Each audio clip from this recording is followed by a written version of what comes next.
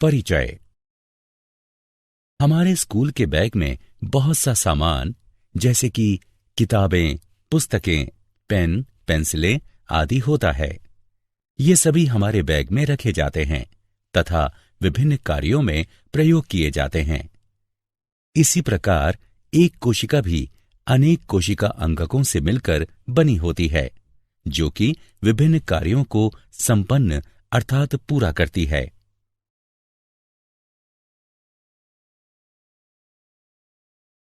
उद्देश्य।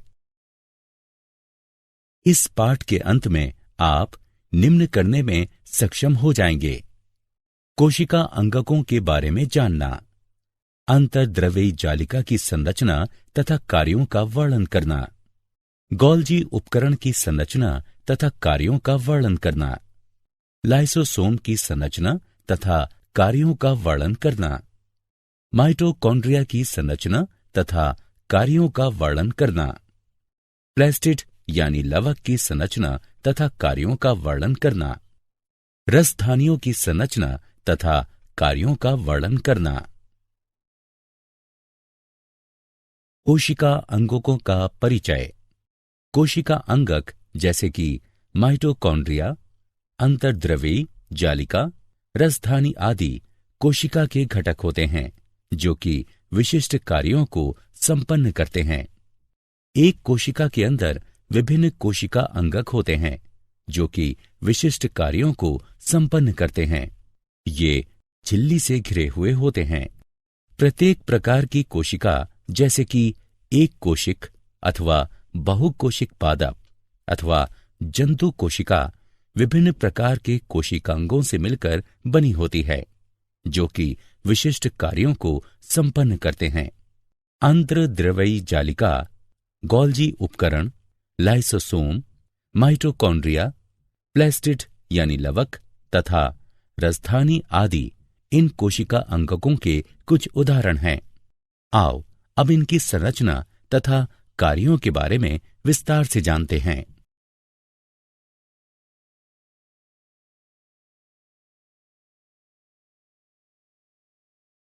अंतर्द्रव्यी जालिका। अंतर्द्रव्यी जालिका झिल्ली युक्त नलिकाओं तथा शीट का एक बहुत बड़ा तंत्र है। इसमें लंबी नालिकाओं अथवा गोल थैलों जैसी संरचनाएं पाई जाती हैं, जिन्हें पुटिकाएं कहते हैं। राइबोसोम की उपस्थिति के आधार पर अंतर्द्रव्यी जालिका दो प्रकार की होती है: खुरदरी अंतर्द्रव्यी जालिका अर्थात RER तथा चिकनी अंतर्द्रव्यी जालिका यानी SER।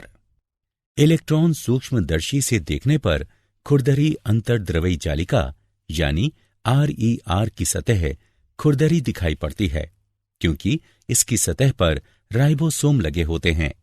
राइबोसोम पर प्रोटीन संश्लेषित होता है, इसलिए खुरदरी अंतर्द्रव्यी जालिका यानी RER प्रोटीन संश्लेषण तथा कोशिका के अंदर इनके परिवहन में भी लाभदायक होती है।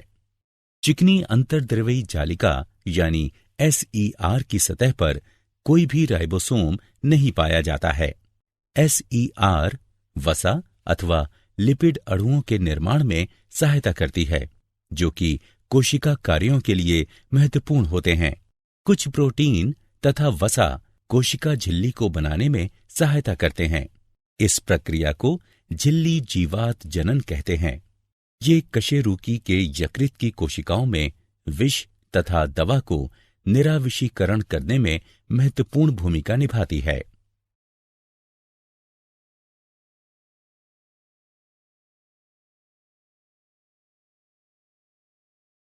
गोल्जी उपकरण।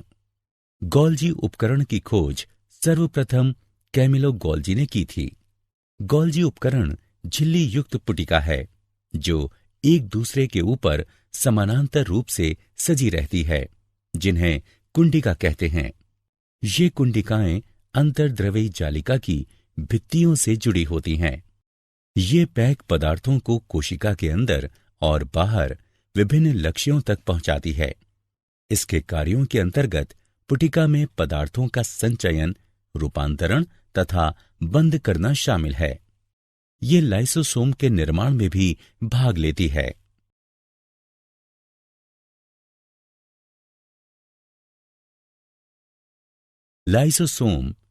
लाइसोसोम एकल झिल्ली युक्त थैले होते हैं जिनमें कि पाचनकारी एंजाइम पाए जाते हैं। इन एंजाइमों को जल अपघट्य एंजाइम कहते हैं। लाइसोसोम बाहरी पदार्थ के कोशिका अंगकों के टूटे फूटे भागों को पाचित करके कोशिका को साफ करते हैं। कोशिका के अंदर आने वाले बाहरी पदार्थ जैसे बैक्टीरिया अथवा भोजन तथा पुराने अंगक लाइसोसोम में चले जाते हैं, जो उन्हें छोटे छोटे टुकड़ों में तोड़ देते हैं। कोशिकीय चयापचय में व्यवधान के कारण जब कोशिका क्षतिग्रस्त या मृत हो जाती है तो लाइसोसोम फट जाते हैं और एंजाइम अपनी ही कोशिकाओं को पाचित कर देते हैं। इसलिए लाइसोसोम को कोशिका की आत्मघाती थैली भी कहते हैं।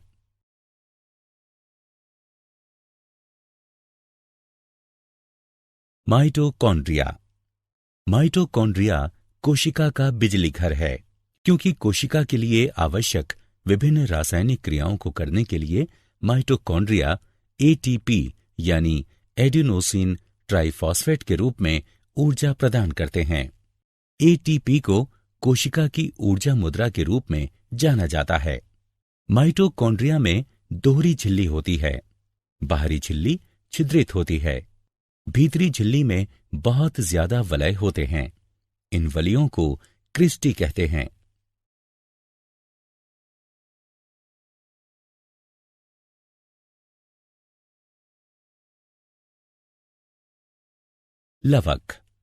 लवक यानी प्लेस्टिड केवल पादप कोशिकाओं में स्थित होते हैं। जंतु कोशिकाओं में ये नहीं पाए जाते हैं। लवक यानी प्लेस्टिड बाह्य रचना में माइटोकॉन्ड्रिया की तरह होते हैं। ये दो प्रकार के होते हैं, क्रोमोप्लास्ट यानी रंगीन प्लेस्टिड तथा ल्यूकोप्लास्ट यानी श्वेत तथा रंगहीन प्लेस्टिड। क्रोमोप्लास्ट रंगीन प्लेस्टिड होते हैं जो कि फूलों तथा फलों को विभिन्न रंग प्रदान करते हैं। ल्यूकोप्लास्ट रंगहीन प्लेस्टिड होते हैं। इसमें स्टार्च, तेल तथा प्रोटीन जैसे पदार्थ संचित होते हैं। क्लोरोफिल युक्त प्लेस्टिड को क्लोरोप्लास्ट कहते हैं। ये पौधों में प्रकाश संश्लेषण के लिए आवश्यक होते हैं।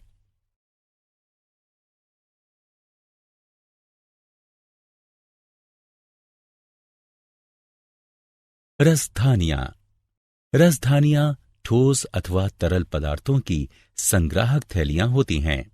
जंतु कोशिकाओं में रसधानियां छोटी होती हैं, जबकि पादप कोशिकाओं में रसधानियां बहुत बड़ी होती हैं। कुछ पौधों की कोशिकाओं की केंद्रीय रसधानी की माप कोशिका के आयतन का 50% से 90% तक होता है। पादप कोशिकाओं में रसधानियां कोशिका द्रव्य से भरी रहती हैं और ये कोशिकाओं को स्फीति तथा कठोरता प्रदान करती हैं।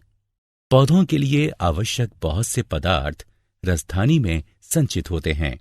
ये अमीनो अम्ल, शर्करा, विभिन्न कार्बनिक अम्ल तथा कुछ प्रोटीन हैं।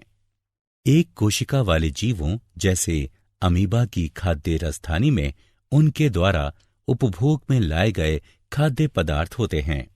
कुछ एक कोशिक जीवों में विशिष्ट रसधानियां अतिरिक्त जल तथा कुछ अपशिष्ट पदार्थों को शरीर से बाहर निकालने में महत्वपूर्ण भूमिकाएं निभाती हैं।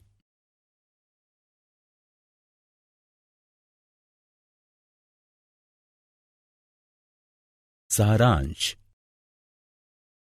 आइए हमने जो कुछ सीखा है उसे संक्षेप में दोहराएं। एक कोशिका अनेक कोशिका अंगकों से मिलकर बनी होती है, जो कि विभिन्न कार्यों को संपन्न अर्थात पूरा करते हैं।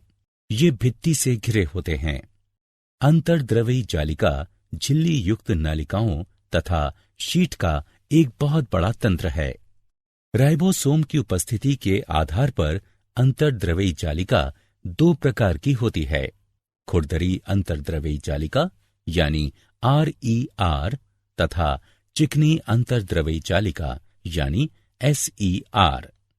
गोल्जी उपकरण झिल्ली युक्त पुटिका है जो एक दूसरे के ऊपर समानांतर रूप से सजी रहती है, जिन्हें कुंडिकाएं कहते हैं। ये पैक पदार्थों को कोशिका के अंदर और बाहर विभिन्न लक्ष्यों तक पहुंचाती है।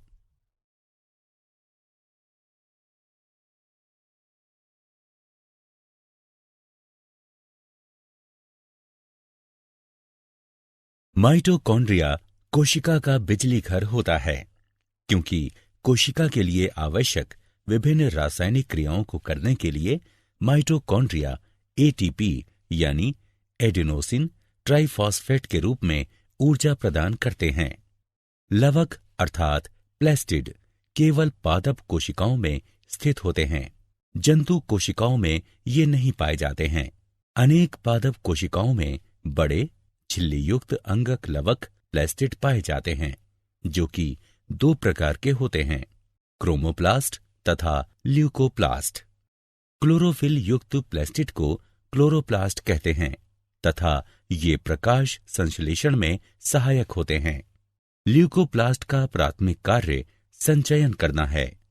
अनेक पादप कोशिकाओं में एक बड़ी मध्य रसधानी पाई जाती है, जो कि कोशिकाओं को स्फीति तथा कठोरता प्रदान करती है।